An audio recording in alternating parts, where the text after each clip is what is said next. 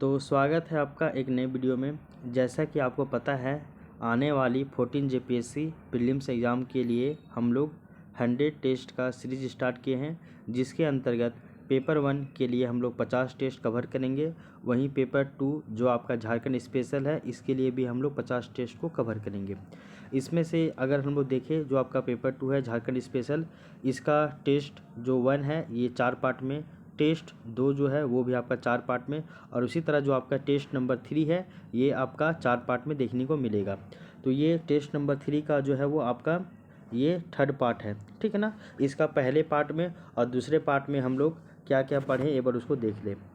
तो भाग ए ये जो है आपका झारखंड का इतिहास है, जिसमें हम लोग पढ़ा पंचायत शासन व्यवस्था के बारे में पढ़े थे। भाग बी जो है वो आपका झारखंड आंदोलन है, जिसमें झारखंड के स्वतंत्रता सेनानी, जनजातीय विद्रोह से संबंधित जो भी व्यक्ति है, जैसे कि तिलका मांझी, सिद्धू कान्हू, चांद भैरव और आपका बिरसा मुंडा और आपका जो है वो ये बुद्धू भगत, इन सभी के बारे में पढ़े थे। भाग सी हम लोग झारखंड की विशिष्ट पहचान, इसके अंतर्गत जनजातियों की युवागिरी और गोत्र की चर्चा किए थे। और भाग डी जो है वो आपका लोक साहित्य है, जिसमें हम लोग पारंपरिक कला और लोक नृत्य को पढ़े थे, जिसमें छऊ नृत्य और आपका मुंडारी लोक नृत्य के बारे में पढ़े थे। वहीं इसके बाद देखें तो हम लोग जो है वो आपका भाग जी भी पढ़े थे, जिसमें आपका खेल कूद वाले सेक्शन में फुटबॉल को हम लोग कवर किए थे। तो इतना सारा हम लोग जो है वो आपका पहले पार्ट में, यानी कि टेस्ट नंबर जो 3 है इसका जो है वो फर्स्ट पार्ट में हम लोग कवर किए थे, ठीक है। उसके बाद सेकेंड पार्ट में हम लोग झारखंडी साहित्य और साहित्यकार वाला सेक्शन कंप्लीट किए थे, जिसमें हम लोग हो साहित्य को पढ़े थे। इसके अलावा भाग एच, इसमें हम लोग झारखंड के भूमि संबंधी कानून, जिसमें CNT एक्ट का चैप्टर नंबर 2 पढ़े थे। वहीं भाग आई में हम लोग झारखंड का भूगोल देखे थे, जिसमें झारखंड का भौतिक और स्वरूप और उच्चावच के बारे में पढ़े थे। भाग जे में हम लोग झारखंड का औद्योगिक विस्थापन और पुनर्वास नीति और जो आपका अन्य नीतियों वाला सेक्शन है, इसमें हम लोग झारखंड का औद्योगिक और निवेश प्रोत्साहन नीति 2021 पढ़े थे। भाग के में हम लोग प्रमुख उद्योग का नाम और स्थान और औद्योगिक विकास के बारे में पढ़े थे, जिसमें हम लोग जो आपका इंजीनियरिंग उद्योग है इसको पढ़े थे।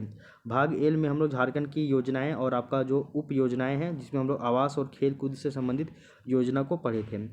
यहाँ तक की जो चर्चा हम लोग पिछले क्लास में किए थे। इसके अलावा जो आपका भाग एन है पर्यावरण संबंधी तथ्य, जिसमें हम लोग मृदा प्रदूषण को भी हम लोग कवर किए थे। तो यहाँ तक जो है वो हम लोग इसको सेकेंड पार्ट में इसको पढ़े थे। सेकेंड पार्ट में आज ये इस टेस्ट का ये 3rd पार्ट है, और आज हम लोग इसमें भाग एम जो कि आपका जंगल प्रबंधन एवं वन्य जीव जंतु संरक्षण कार्य वाला टॉपिक है, जिसमें हम लोग झारखंड में वन्य प्राणी संरक्षण को डिटेल से पढ़ेंगे। इसके अलावा भाग ओ जो है, जिसमें हम लोग झारखंड का आपदा प्रबंधन का सेक्शन में आपदा प्रबंधन अधिनियम 2005 जो आया था, इसका प्रमुख जो भी प्रावधान है इसको हम लोग देखेंगे, ठीक है ना। तो ये 4 पार्ट में नहीं बल्कि ये 3 पार्ट में ही ये आपका जो है वो वीडियो पूरा कवर हो जाएगा, ठीक है। तो पहले पार्ट में, दूसरे पार्ट में और तीसरे पार्ट में ये जो टेस्ट नंबर 3 है इसका डिस्कशन पूरा कंप्लीट हो जाएगा, ठीक है। तो आइए हम लोग स्टार्ट करते हैं आज का ये 3rd सेशन इसका, जिसमें हम लोग भाग एम पढ़ेंगे जंगल एवं वन्यजीव जंतु संरक्षण कार्य वाला टॉपिक को, ठीक है।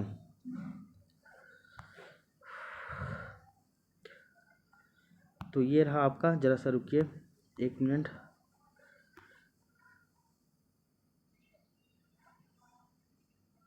हाँ, ये आ गया आपका टॉपिक। तो आज हम लोग झारखंड में वन प्राणी संरक्षण इस टॉपिक को कवर करेंगे। तो झारखंड में वन प्राणी संरक्षण जो भाग आपका जो भाग एम है इसको हम लोग यहाँ पे कवर करेंगे। इसमें बताया जा रहा है कि जो आपका बोला जा रहा है कि वन्य प्राणियों को संरक्षण प्रदान करने के लिए और उनका विकास करने के लिए झारखंड में विभिन्न वन्य प्राणी जो है क्षेत्रों की स्थापना की गई है।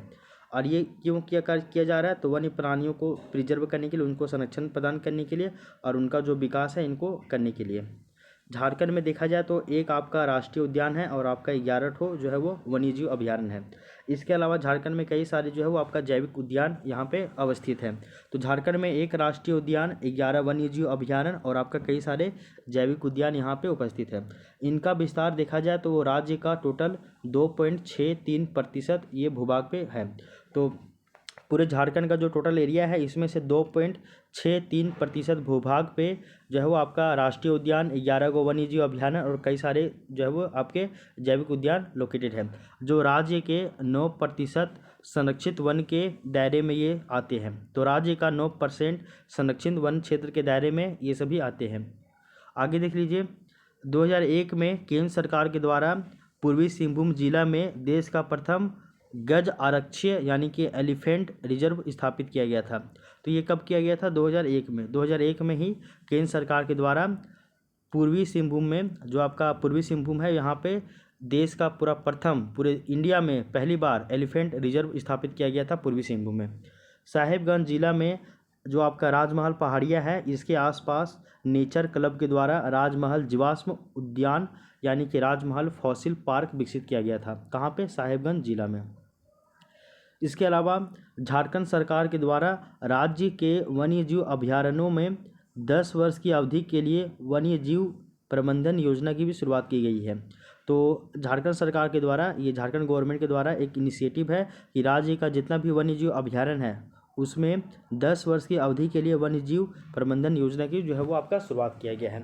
इसके अलावा देखा जाए तो झारखंड में झारखंड सरकार के द्वारा स्टेट वाइल्ड लाइफ बोर्ड का भी गठन किया गया है और 10 सदस्यीय इस संस्था के जो है प्रधान अध्यक्ष वो आपके झारखंड के मुख्यमंत्री होते हैं।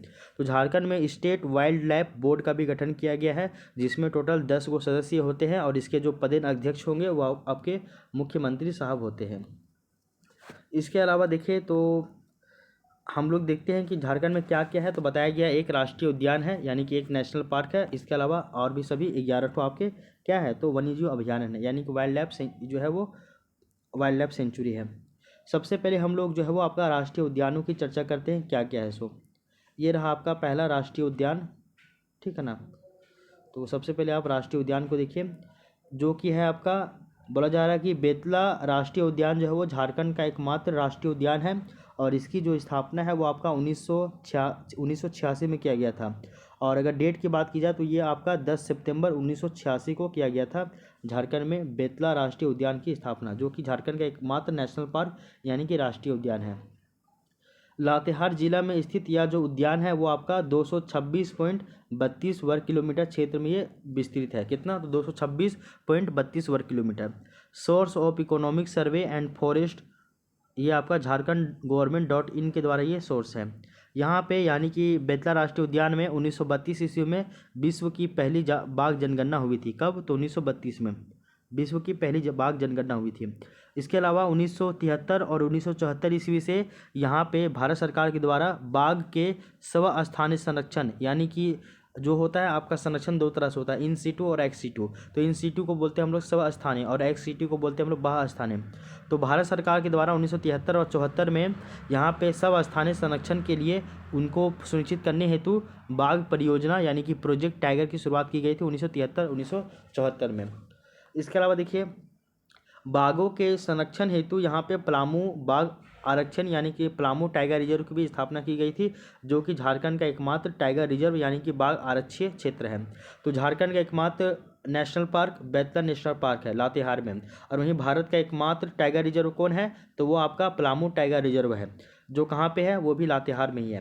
बोला जा रहा है कि यहाँ मुख्य रूप से बाघ, शेर, तेंदुआ, जंगली सुअर, चीतल, सांभर, गौर, उसके बाद सिंकारा, नीलगाय, भालू, बंदर, मोर, धनेश, वन मुर्गी इत्यादि यहाँ पे पाए जाते हैं और यहाँ पे बहुत सारे वन्य प्राणी भी अलग अलग देखने को मिलते हैं। बेतला नेशनल पार्क का अगर हम लोग देखें तो बेतला का पूरा नाम क्या होता है तो बेतला यानी कि BETLA, इसका अर्थ होता है बी से बाइसन और ई से जो है वो आपका एलिफेंट, टी से टाइगर, एल से लेपर्ड और ए से एक्सिस, ठीक है ना, ये हो जाएगा। तो ये था आपका बेतला नेशनल पार्क के बारे में और इसी में हम लोग थोड़ा सा पढ़ लिए पलामू वन्यजीव अभयारण्य के बारे में भी, पलामू टाइगर रिजर्व के भी बारे में हम लोग यहाँ पे देखे हैं, ठीक है। अब देख लीजिए इसके आगे की चर्चा। तो नेक्स्ट हम लोग देखते हैं वन्यजीव अभयारण्य यानी कि वाइल्ड लाइफ सेंचुरी के बारे में। तो बताया जा रहा था कि झारखंड में एक नेशनल पार्क है, बाकी बात जो है वो 11 ठो वाइल्ड लाइफ सेंचुरी है यानी कि वन्यजीव अभयारण्य है। तो बोला गया है कि झारखंड में एकमात्र पलामू वन्यजीव अभयारण्य राष्ट्रीय स्तर का यानी कि नेशनल लेवल का है तथा शेष जितने भी है वो सभी अभयारण्य राज्य स्तरीय हैं और यह राज्य का सबसे पुराना वन्यजीव अभयारण्य है। कौन? तो आपका पलामू वन्यजीव अभयारण्य जो है वो झारखंड का सबसे पुराना वन्यजीव अभयारण्य है और ये राज्य स्तर का नहीं बल्कि ये राष्ट्रीय स्तर का है। पलामू वन्यजीव अभयारण्य जो है वो राज्य का सबसे बड़ा अभयारण्य भी है और जिसका विस्तार की बात की जाए तो ये आपका 730 753 वर्ग किलोमीटर एरिया में ये फैला हुआ है। इसके बोला गया कि क्रमशः ये जो है वो आपका लावालौंग अभयारण्य जो कि 211 वर्ग किलोमीटर है, और हजारीबाग जो वन्यजीव अभयारण्य है वो आपका 186 वर्ग किलोमीटर है, इसके स्थान पे आते हैं। तो पहले नंबर में आता है आपका पलामू वन्यजीव अभयारण्य, जिसका जो विस्तार है वो आपका 753 वर्ग किलोमीटर में है। सेकंड आता है आपका लावालौंग वन्यजीव अभयारण्य जो कि 211 वर्ग किलोमीटर क्षेत्र में फैला हुआ है। थर्ड आता है आपका हजारीबाग वन्यजीव अभयारण्य जो कि 186 वर्ग किलोमीटर एरिया में फैला हुआ है। इसके अलावा बोला जा रहा है कि दालमा वन्यजीव अभयारण्य जो है वो आपका पूर्वी सिंहभूम में है, और यहाँ पे बोला जा रहा है कि 1932 ईस्वी में एशियाई हाथियों के स्वस्थानीय संरक्षण के लिए यानी कि इन सीटू के लिए हाथी परियोजना यानी कि प्रोजेक्ट एलिफेंट की शुरुआत की गई थी। तो जो आपका दालमा वन्यजीव अभयारण्य है जो कि पूर्वी सिंहभूम में है, यहाँ पे 1992 ईस्वी में एशियाई हाथियों का यानी कि जो एशियन एलिफेंट है इनका इन सीटू के लिए यानी कि इनको स्वस्थानीय संरक्षण करने के लिए प्रोजेक्ट जो है वो आपका एलिफेंट प्रारंभ किया गया था। कब? 1992 में। आगे देखिए, 26 सितंबर 2001 ईस्वी को सिंहभूम क्षेत्र में देश के प्रथम गज आरक्ष यानी कि एलिफेंट रिजर्व की स्थापना की गई थी। आपको बताया गया था 2001 में किया गया था ये, ठीक है। ठीक है, आगे देख लीजिए। इसके बाद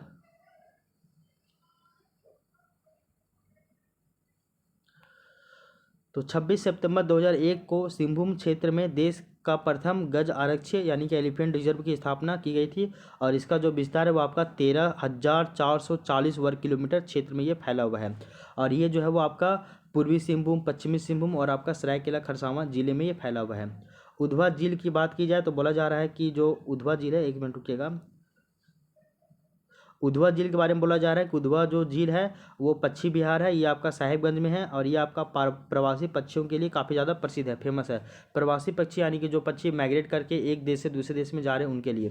यहाँ पे साइबेरिया सहित विश्व के विभिन्न जो है पक्षी आते हैं, तो साइबेरिया से भी पक्षी यहाँ पे आते हैं उधवा झील पश्चिम बिहार में जो कि साहिबगंज में है।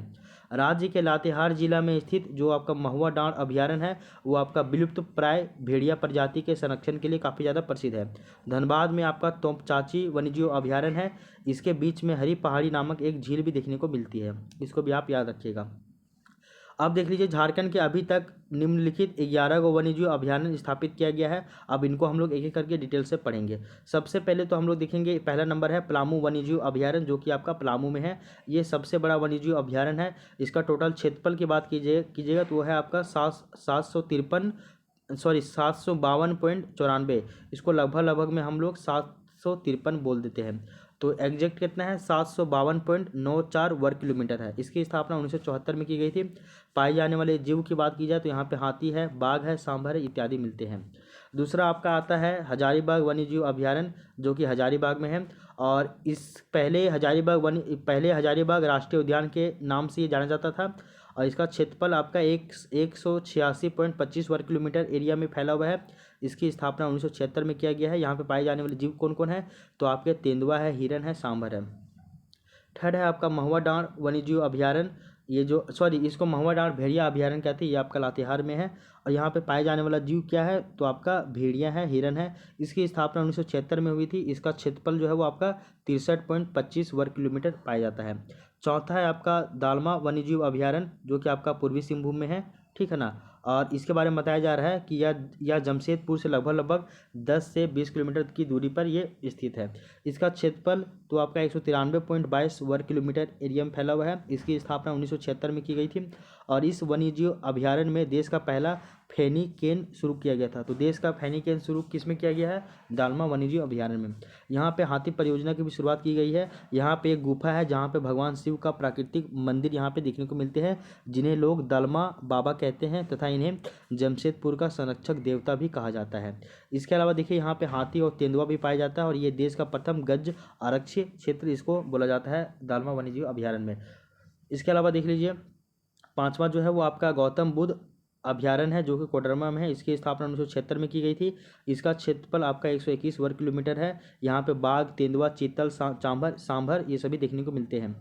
छठा आपका तोमचाची वन्यजीव अभयारण्य है जो कि धनबाद में है, और बोला जा रहा है कि इसकी स्थापना जो है वो आपका 1978 में की गई थी, और इसका जो क्षेत्रफल है वो आपका 8.75 यानी कि 8.75 वर्ग किलोमीटर एरिया में फैला हुआ है।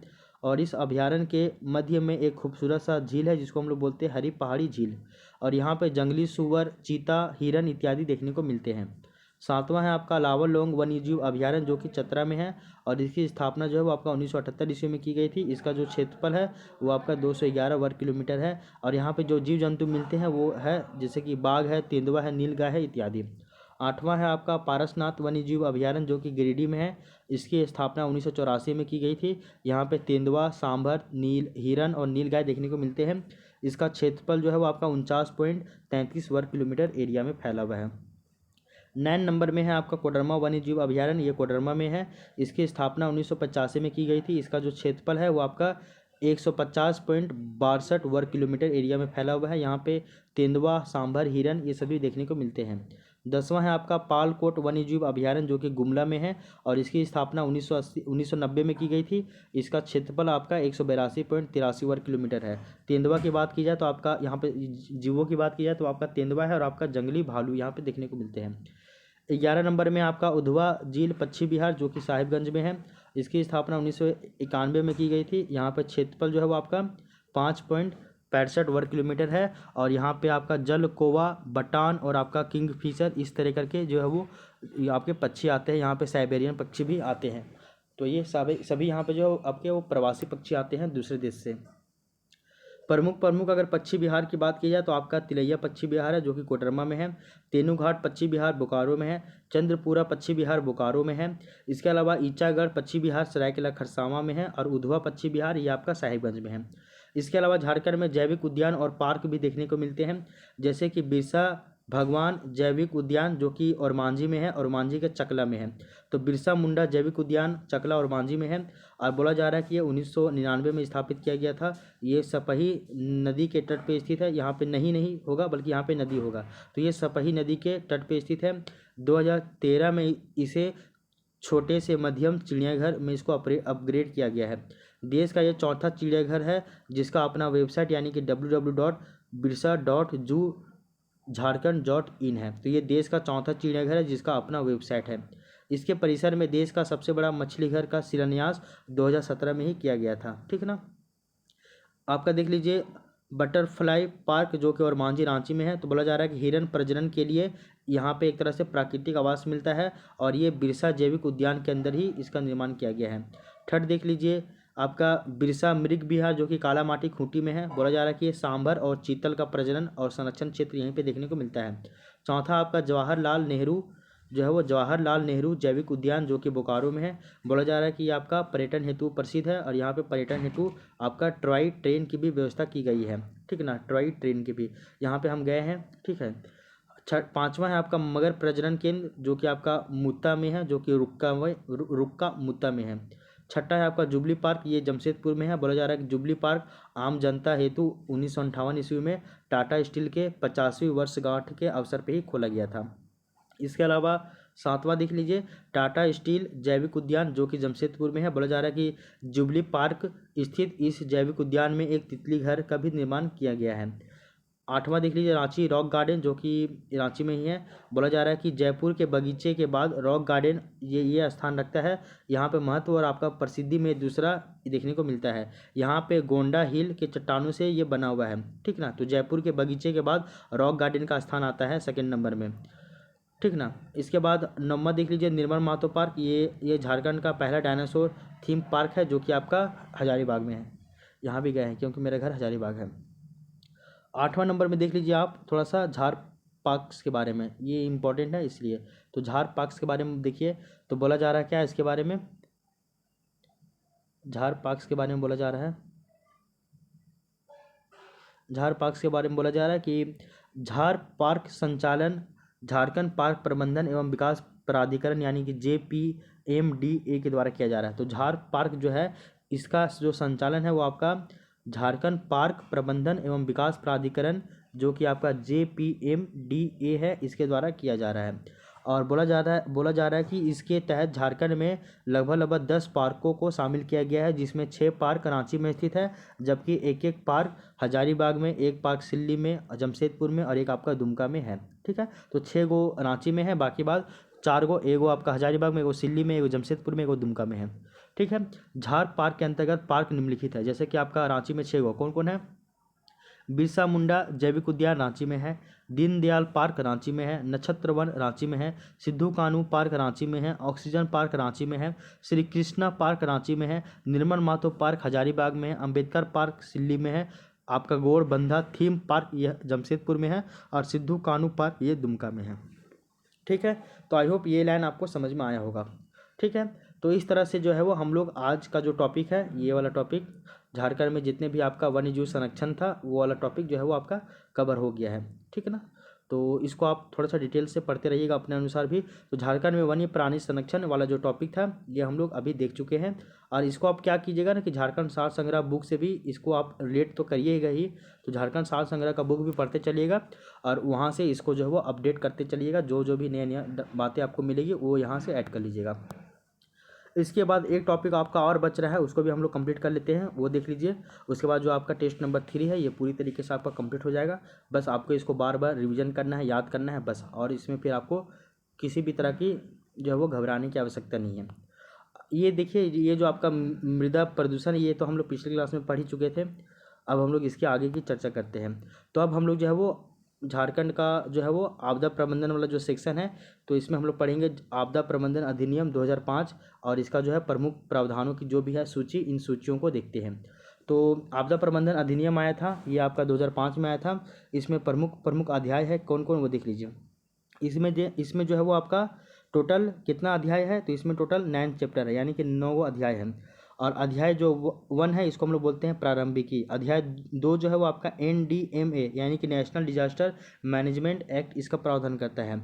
और अध्याय 3 जो है वो आपका SDMA यानी कि स्टेट डिजास्टर मैनेजमेंट एक्ट। और अध्याय 4 जो है वो आपका DDMA यानी कि डिस्ट्रिक्ट डिजास्टर मैनेजमेंट एक्ट। और आपका अब जो अध्याय 5 है वो आपका NIDM है। और आपका अध्याय 6 जो है वो आपका NDRF यानी कि नेशनल डिजास्टर रिलीफ फोर्स है। और अध्याय 7 से लेके जो 9 तक है यहाँ पे अन्य प्रावधान किए गए हैं। तो यहाँ पे थोड़ा थोड़ा स्तर पे हम लोग इसको देख लेते हैं। तो पहला चैप्टर है आपका प्रारंभिकी, जो कि इंपॉर्टेंट नहीं, इसको आप स्किप कर सकते हैं। दूसरा चैप्टर है आपका जो है वो NDMA है, जो कि आपका राष्ट्रीय स्तर पे है, इसको हम लोग पहले पढ़ते हैं। तो बोला जा रहा है कि इससे संबंधित अध्याय कौन है, तो ये आपका चैप्टर नंबर 2 है, क्योंकि चैप्टर 1 प्रारंभिकी है, इसको इंपॉर्टेंट नहीं है। चैप्टर 2 आपका NDMA है, यानी कि राष्ट्रीय स्तर पे है। तो बोला जा रहा है कि जिसका जो है प्राधिकरण की बात की जाए तो आपका राष्ट्रीय आपदा प्रबंधन प्राधिकरण यानी कि नेशनल डिजास्टर मैनेजमेंट अथॉरिटी है, एक्ट नहीं है, एक्ट हम गलत बोल दिए हैं। आपका नेशनल डिजास्टर मैनेजमेंट अथॉरिटी है, अथॉरिटी ये है, ठीक है ना, यानी कि प्राधिकरण है। तो बोला जा रहा है कि राष्ट्रीय आपदा प्रबंधन प्राधिकरण NDMA के तहत इसका जो है वो गठन किया गया है। प्राधिकरण की बैठक जो है वो और अधिवेशन की बात की जाए तो ये आपका धारा 4 के अंतर्गत आता है। अधिकारियों और कर्मचारियों की नियुक्ति वो आपका धारा 5 के तहत केंद्र सरकार के द्वारा किया जाता है। और प्राधिकरण की बैठक जो है वो बैठक या फिर अधिवेशन वो जो है वो आपका धारा 4 के तहत, और अधिकारियों और कर्मचारियों की नियुक्ति धारा 5 के तहत। और आपका कार्य और शक्तियाँ जो है वो आपका धारा 6 में है। सलाहकार समिति की चर्चा धारा 7 में है। कार्यकारी समिति की चर्चा धारा 8 में है। और कार्यकारी समिति की का भी एक उप समिति होगा, वो आपका धारा 9 में बोलता है। आपदा प्रबंधन योजना की बात वो धारा 11 में कहा जा रहा है। ठीक है, तो इन धाराओं को भी आप याद रख लीजिएगा। इसके अलावा देख लीजिए कि राज्य स्तर पे भी आपका स्टेट डिजास्टर मैनेजमेंट अथॉरिटी यानी कि SDMA का गठन किया जाता है। और ये आपका संबंधित अध्याय कौन सा है, तो ये आपका चैप्टर नंबर 3 है, अध्याय 3 है।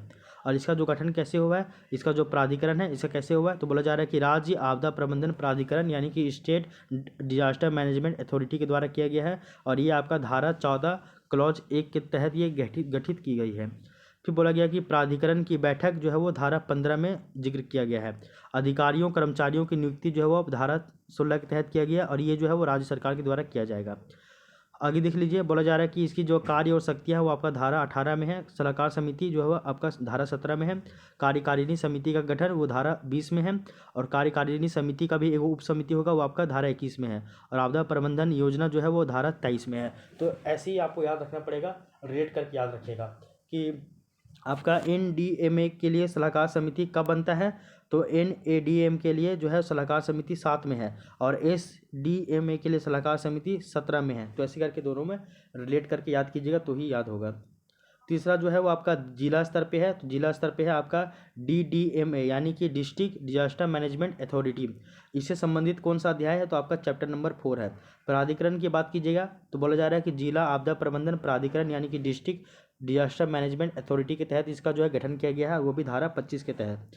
बोला गया कि ये जो DDMA है इसके प्राधिकरण की बैठक जो है वो आपका धारा 27 के तहत होगा, और इसमें अधिकारियों और कर्मचारियों की जो नियुक्ति है वो आपका धारा 29 के तहत किया जाएगा।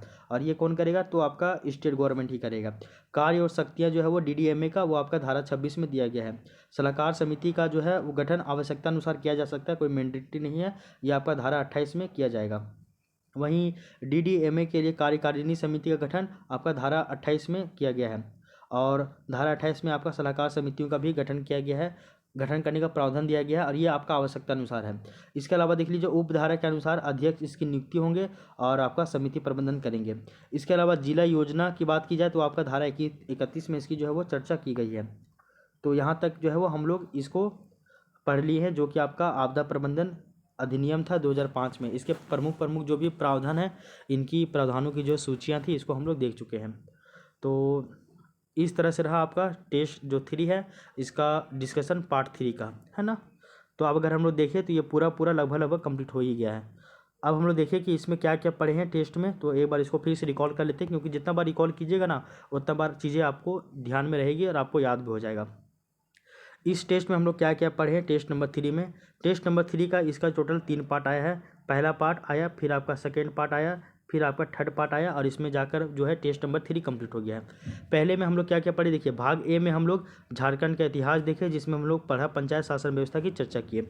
भाग बी में हम लोग झारखंड आंदोलन पढ़े, जिसमें हम लोग झारखंड के स्वतंत्रता सेनानी के बारे में पढ़े, साथ ही साथ जनजातीय विद्रोह से संबंधित व्यक्ति के बारे में पढ़े, जिसमें तिलका मांझी, सिद्धू कानू चांद भैरव, बिरसा मुंडा और बुद्धू भगत के बारे में पढ़े।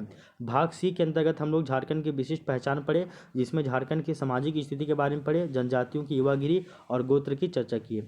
भाग डी में हम लोग लोक साहित्य पढ़े, जिसमें हम लोग पारंपरिक कला और लोक नृत्य को शामिल किए थे, और इसमें हम लोग छऊ नृत्य और आपका जो मुंडारी नृत्य है 16 गो, उसको हम लोग पढ़े। इसके अलावा भाग ई में हम लोग झारखंडी साहित्य और साहित्यकार के बारे में पढ़े, जिसमें हम लोग जनजातीय साहित्य के अंतर्गत हो साहित्य को कवर किए थे। इसके अलावा देखा जाए तो भाग एफ में हम लोग प्रमुख शिक्षण संस्थान ये पढ़े थे, ये वाला टॉपिक कवर किए थे, जिसमें हम लोग झारखंड के प्रमुख विश्वविद्यालय की चर्चा किए थे। इसके बाद भाग जी जो है वो आपका खेल कूद वाला सेक्शन था, जिसमें हम लोग फुटबॉल को हम लोग कवर किए। भाग एच की बात की जाए तो ये आपका झारखंड के भूमि संबंधी कानून जो है ये वाला आपका सेक्शन था, जिसमें हम लोग CNT एक्ट का चैप्टर नंबर 2 कवर किए। भाग आई में हम लोग झारखंड का भूगोल का सेक्शन कंप्लीट किए, जिसमें हम लोग टॉपिक झारखंड का भौतिक स्वरूप और उच्चावच वाला कवर किए। भाग जे में हम लोग झारखंड की औद्योगिक नीति, विस्थापन नीति, पुनर्वास नीति और अन्य नीतियाँ वाला जो सेक्शन है, इसमें हम लोग झारखंड का औद्योगिक और निवेश प्रोत्साहन नीति 2021 था, इसको हम लोग कवर किए। भाग के अंतर्गत हम लोग प्रमुख उद्योग का नाम, स्थान और औद्योगिक विकास ये वाला जो सेक्शन है, इसके अंतर्गत हम लोग इंजीनियरिंग उद्योग की चर्चा किए। भाग एल में हम लोग झारखंड की योजनाएं, उप योजनाएं, जिसमें हम लोग आवास योजना और आपका खेल कूद से संबंधित योजना को कवर किए। भाग एम में हम लोग जंगल प्रबंधन और वन्य जीव जंतु संरक्षण कार्य वाला जो सेक्शन है, इसमें हम लोग झारखंड में वन्य प्राणी संरक्षण इसकी चर्चा की, जिसमें हम लोग एक नेशनल पार्क, इसके अलावा 11 ठो आपका वन्य जीव अभयारण्य की बात किए, और अलग अलग जितने भी आपके पक्षी विहार थे इन सभी की चर्चा किए। भाग एन में हम लोग पर्यावरण संबंधी तथ्य को देखे, जिसमें हम लोग मृदा प्रदूषण को पढ़े।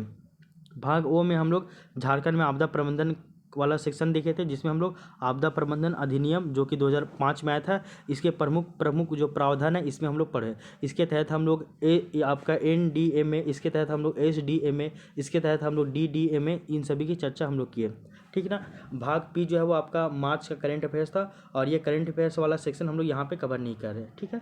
तो इस तरह से आप देखिएगा, तो ये जो टेस्ट नंबर 3 है ये आपका टोटल 3 पार्ट में आया है, पहला पार्ट, दूसरा पार्ट और तीसरा पार्ट, तीनों पार्ट में ये जो है वो पूरा आपका सेक्शन कंप्लीट हो गया है। तो बस आप इसको इसी तरह से धीरे धीरे करके पढ़ते चलिए, और हम थोड़ा सा स्पीड भी यहाँ पे भागे हैं, तो आप इसको वीडियो को थोड़ा सा रोक कर धीरे धीरे करके पढ़िएगा, क्योंकि ये सारा फैक्चुअल बात है, इसमें समझाने वाली कुछ है ही नहीं। आपको रटना है तो रटना ही पड़ेगा। सिद्धू कान्हू चांद भैरव का जन्म कहाँ पे हुआ, तो रटना ही पड़ेगा, इसमें समझने वाली क्या बात है, कुछ नहीं है ना। तो आप इसको, हम जल्दी जल्दी इसमें आगे बढ़ गए हैं, आप इसको वीडियो को रोक कर देखिएगा, कहाँ कहाँ पे क्या है उसको समझिएगा, उसको याद करने का प्रयास कीजिएगा। समझना तो कुछ है ही नहीं, रटना ही पड़ेगा। तो आप इसको एकदम रटिए, दिन रात एक करके रटिए, तो फिर आपको कहीं भी दिक्कत नहीं होगा, ठीक है ना। तो ये आपका जो है वो टेस्ट 3 का जो है वो डिस्कशन यहाँ पे कंप्लीट हो जाता है। इसी तरह से अगर हम लोग देखें तो अब हम लोग नेक्स्ट जो वीडियो है उसमें हम लोग टेस्ट नंबर 4 की चर्चा करेंगे, और टेस्ट नंबर 4 को भी हम लोग जो है वो 3 पार्ट 4 पार्ट जितना भी बन सके उतना अनुसार में उसको बांट के हम लोग उसको भी सॉल्व कर लेंगे। तो इस तरह से देखिएगा, तो जो आपका जो 100 टेस्ट का हम लोग सीरीज़ को लेके चल रहे हैं, जिसके अंतर्गत पेपर 1 का अगर हम लोग बात करें तो पेपर 1 का 50 टेस्ट कवर करेंगे, और वहीं पेपर 2 का भी हम लोग 50 टेस्ट को कवर करेंगे। तो पेपर 1 का जो 50 टेस्ट है इसमें से स्टार्टिंग का जो 30 गो टेस्ट है इसमें हम लोग पूरा पेपर 1 का सिलेबस को पूरा जो है वो कवर कर लेंगे। तो पेपर 1 का जो सिलेबस है पूरा, इसको हम लोग स्टार्टिंग के 30 टेस्ट में ही कवर कर लेंगे। वहीं पेपर 2 जो है यहाँ पे भी 50 टेस्ट लेंगे, तो 50 टेस्ट में स्टार्टिंग का जो 30 टेस्ट होगा इसमें पेपर 2 का पूरा सिलेबस कवर कर लिया जाएगा, और पेपर 1 का भी 50 टेस्ट में स्टार्टिंग का जो 30 गो टेस्ट होगा उसमें पेपर 1 का सिलेबस कवर कर लिया जाएगा। तो यानी कि 30 टेस्ट पेपर 1 का और 30 टेस्ट पेपर 2 का, अगर आप इसको पूरा इस सीरीज़ को कंप्लीट अगर आप फॉलो करते हैं और इसको आप याद कर लेते हैं तो इतना जान लीजिए कि आपका प्रीलिम्स का जो है दिक्कत कभी नहीं होगा। आप इस कंटेंट को रेडी कर लीजिए अपने अनुसार, और इसी पे ही आप प्रीलिम्स एग्जाम में जाइए, आप एक बेहतरीन आंसर आपका जो है वो रिजल्ट बहुत बेहतरीन होगा प्रीलिम्स के लिए, ठीक है ना। तो हम लोग अगर देखें तो जो आपका पेपर 1 है इसमें आपका 100 को क्वेश्चन है, जिसमें से 15 क्वेश्चन आपका करेंट अफेयर्स का है, इसको हटा दे तो आपका पेपर 1 में 85 क्वेश्चन इसका तैयारी टेस्ट सीरीज़ के माध्यम से हो रहा है। वहीं अगर हम लोग पेपर 2 की बात करें, यहाँ पे भी आपका 100 गो क्वेश्चन है, जिसमें से 7 गो क्वेश्चन करेंट अफेयर्स का है, उसको आप हटा दें तो यहाँ पे 93 क्वेश्चन बच रहा है। तो पेपर 1 में 85 क्वेश्चन और पेपर 2 में 93 क्वेश्चन, इसका जो तैयारी है वो आपका टेस्ट सीरीज़ के माध्यम से यहाँ पर पूरा जो है वो करवाया जा रहा है। इसमें से देखिएगा तो पेपर 1 के लिए जो है वो 85 क्वेश्चन के लिए हम लोग 30 गो टेस्ट सीरीज़ कवर कर रहे हैं, और इसके लिए पेपर 2 में 93 क्वेश्चन के लिए हम लोग 30 गो टेस्ट सीरीज़ कवर कर रहे हैं। अगर आप 60 गो अगर टेस्ट सीरीज़ फॉलो कर लेते हैं और हर एक टेस्ट को हम लोग 4-4 पार्ट में डिवाइड करके हम लोग इसका डिस्कशन को समाप्त करेंगे, तो आप अगर देखिएगा तो पेपर 1 के लिए 40-40 मतलब ये 4-4 भाग में देखिएगा तो यानी कि 120 टेस्ट, और पेपर 2 के लिए भी 30 गो टेस्ट का 4-4 भाग है, यानी कि इसके लिए भी 120 टेस्ट। अगर आप ओवरऑल ऐसे देखिएगा आप तो 120 इधर 120 इधर, यानी कि 240, मान लीजिए ना कि 250 टेस्ट है प्लस 250 वीडियो है। अगर आप ये 250 वीडियो को देख लेते हैं, बार बार देखते हैं, कम से कम 4 से 5 बार और भी ज़्यादा बार देख सकते हैं, उसके बाद इसको आप लगातार याद कीजिएगा अपने स्तर पे वीडियो को देख देख कर, तो फिर आपको कहीं भी जो है वो ज़्यादा परेशान होने की आवश्यकता नहीं है। और आप अगर एक दिन में एक वो भी टेस्ट लगा रहे हैं, मतलब एक वो टेस्ट का डिस्कशन देख रहे हैं, 4 गो पार्ट 4 गो वीडियो जो है वो 1-1 घंटे का है, 4 घंटा में कंप्लीट। तो इस तरह से देखिएगा तो कि आपका 60 गो टेस्ट है, तो 60 गो टेस्ट के लिए 250 वीडियो, मान लीजिए लगभग 240 गो वीडियो है, किसी किसी का आगे 1-2 गो पीछे हो सकता है, तो वैसे में मान लीजिए 250 वीडियो रहेगा। और अगर आप 250 वीडियो देख लेते हैं और उसको तैयार कर लेते हैं कंटेंट अच्छा खासा, तो पीटी तो आपका नहीं रुकने वाला है, पीटी आपका एनी हाउ निकल ही जाएगा, ठीक है ना। तो यही हम लोग का स्ट्रैटेजी रह रहा है, और आप बस इस चैनल में लगातार बने रहिए और वीडियो देखते चलिए, आपको फिर कहीं भी जो है वो प्रॉब्लम नहीं होगा। तो इस वीडियो को हम लोग यहीं तक रहने देते हैं। अब हम लोग नए वीडियो में मिलेंगे और हम लोग एक नया जो टेस्ट है टेस्ट नंबर 4 उसकी जो है डिस्कशन स्टार्ट करेंगे। तो इस क्लास को हम लोग यहीं तक रहने देते हैं। अब हम लोग मिलते हैं नेक्स्ट वीडियो में। तो तब तक के लिए thank you, take care, bye bye, आपका दिन शुभ हो।